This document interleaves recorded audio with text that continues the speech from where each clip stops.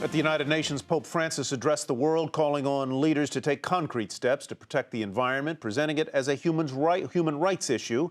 He also made an emotional visit to Ground Zero, where he asked for prayers of peace. Mary Thompson has more. On his day-and-a-half trip to New York City, Pope Francis visiting hallowed ground. You can feel the pain here. It's palpable. At an interfaith service at the 9/11 Memorial Museum, the Pope appealing for peace, echoing remarks made earlier at the United Nations. War is the negation of all rights, and it's a dramatic assault on the environment.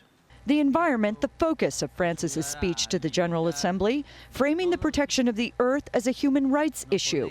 The Pope saying the misuse of natural resources harming the marginalized the most, who become what he calls a byproduct of the culture of waste. They are cast off by a society, forced to live off what is discarded, and suffer unjustly from the consequences of the abuse of the environment. Francis also asking for restraint in response to financial crises, saying harsh terms put on developing economies' debt hurts rather than helps them.